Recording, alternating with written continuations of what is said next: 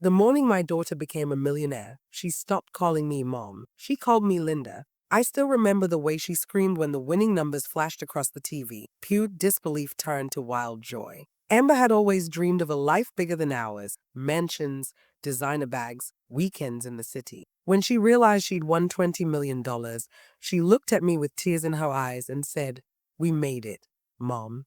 But that word, we, didn't last long. Within a week, she moved into a luxury condo 2 cities away. Calls turned into texts, texts turned into silence. I told myself she was just busy, adjusting to her new life. But then, when I showed up uninvited to see her, the doorman looked at me with pity. "I'm sorry.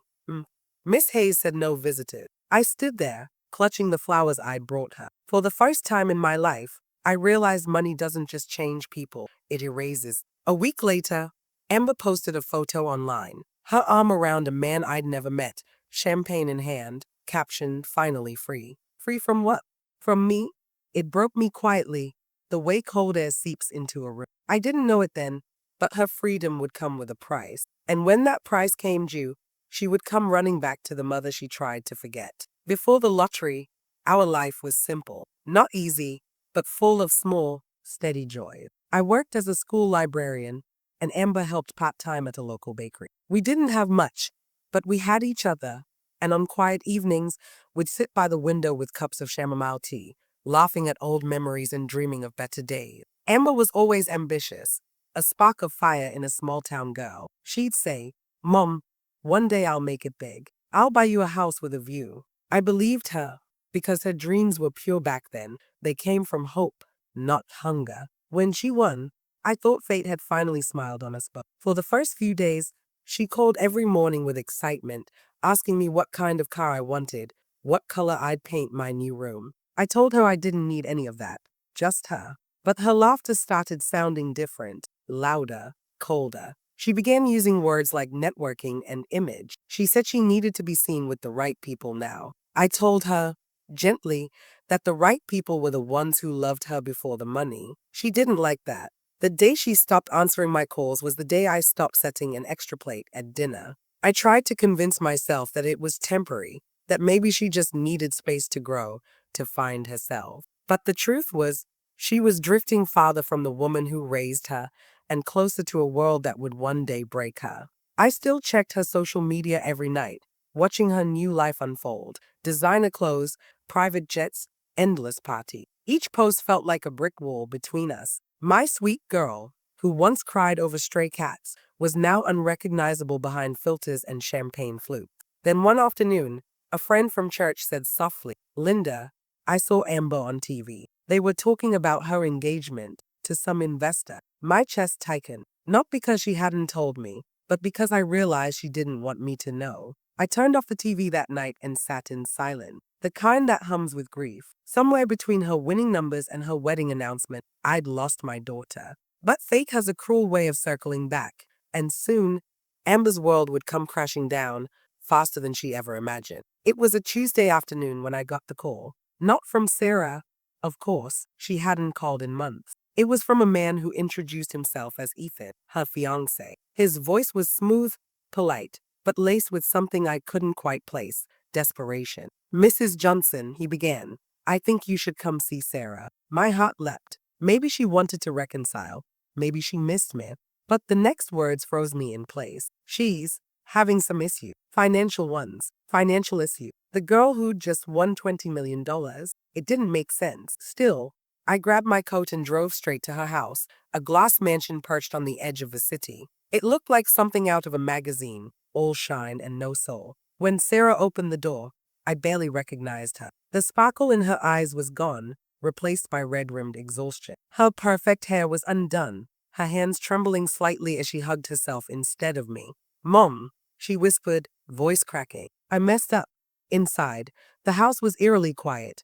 Too quiet for a place that once hosted crowds and laughter. There were papers scattered across the marble table, legal documents, loan agreements, and what looked like foreclosure warning. She confessed that she had trusted her friends, the same ones who'd appeared the moment she'd hit the jackpot. They convinced her to invest in some flashy new venture, promising double return. In a matter of months, the money was gone. Weiss, She'd signed away rights to assets she didn't even understand. When I asked where Ethan was, she looked away. He left when the money did, she murmured. Said he needed someone with ambition. I wanted to hold her, to tell her it would be okay, but part of me was still raw from the months she'd shut me out. All I could manage was, "You'll learn, sweetheart. Life teaches us what pride hides." That night, as I drove home, tears blurred my vision. The woman who once believed money could buy happiness had just discovered the cost of losing her soul. And I knew this was only the beginning. In the days that followed, Sarah called me more than she had in the past 2 years combined. Each call carried a new layer of panic, banks closing in,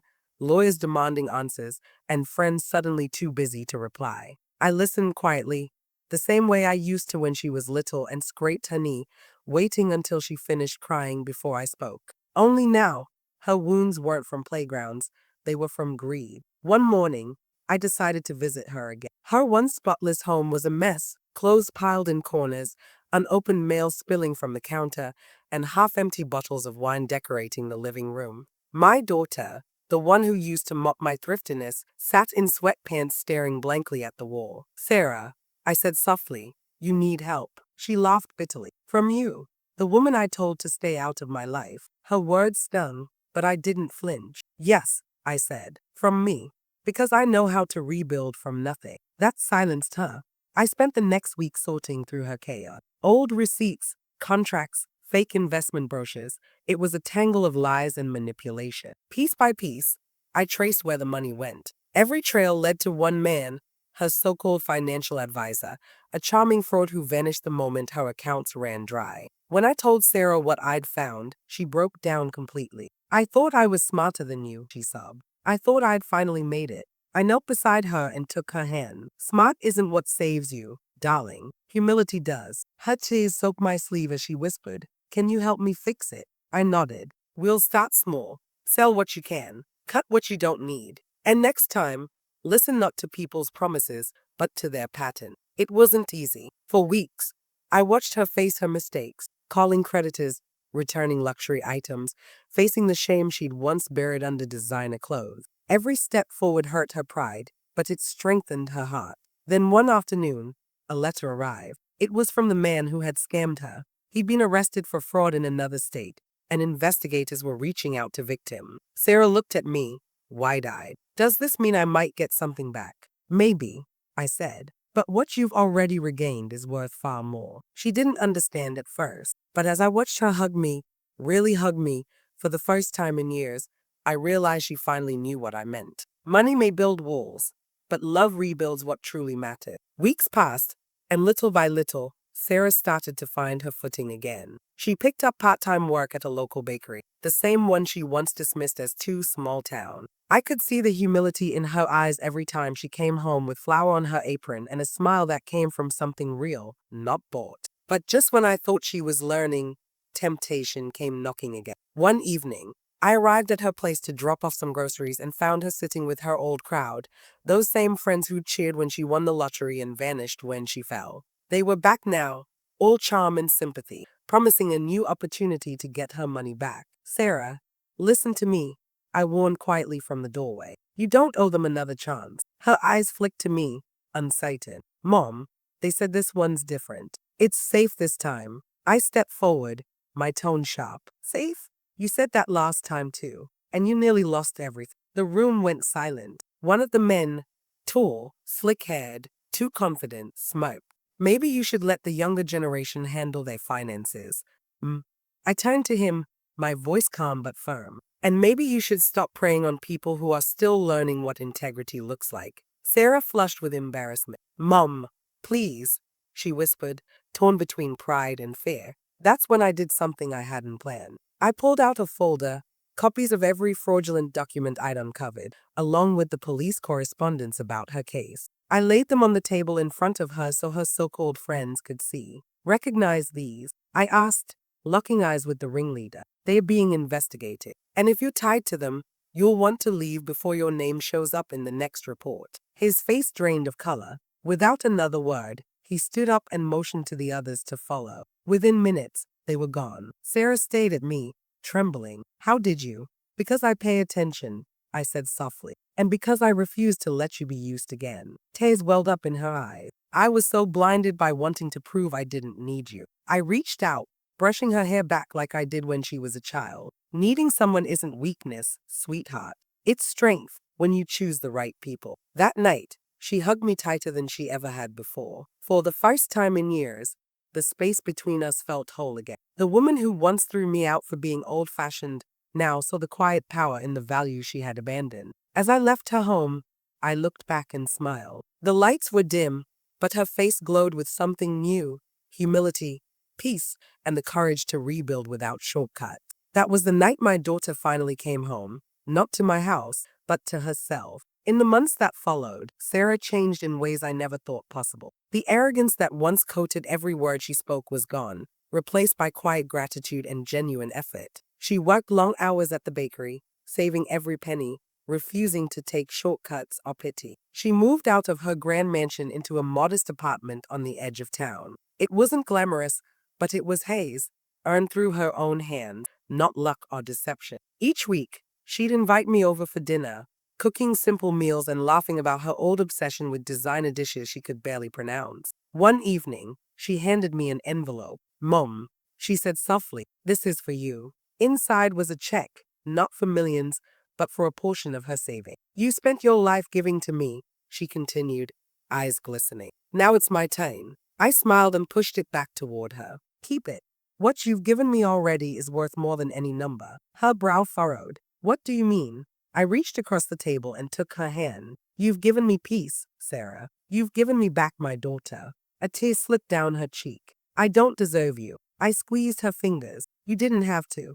You just had to come home." Not long after, she received a letter from the restitution fund. Part of her lost money was being returned. When she called to tell me, she was crying, but not from greed or relief. "Mom," she said through her tears, "I don't even care about the money anymore. I just wanted you to know I'm okay." And for the first time, I believed her. Sometimes, life takes everything from us, not to punish, but to remind us what truly mattered. Sarah's riches had once made her blind. Losing them opened her eyes. In the end, she didn't need millions to feel wealthy. She only needed humility, love, and a mother who never stopped believing she'd find her way back.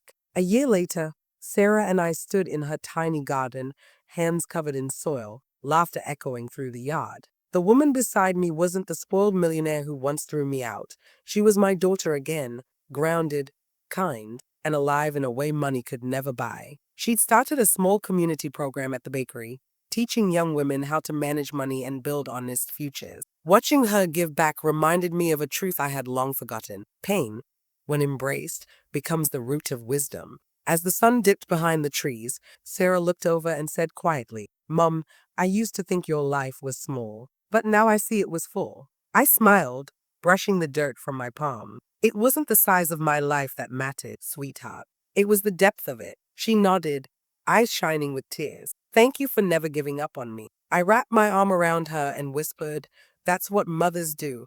We hold the line until you find your way home." The evening air was soft, the world calm again. For the first time, there was no pride, no pain, only peace. And in that quiet, I realized something simple yet powerful. Sometimes, the richest people are the ones who lose everything and still choose to love.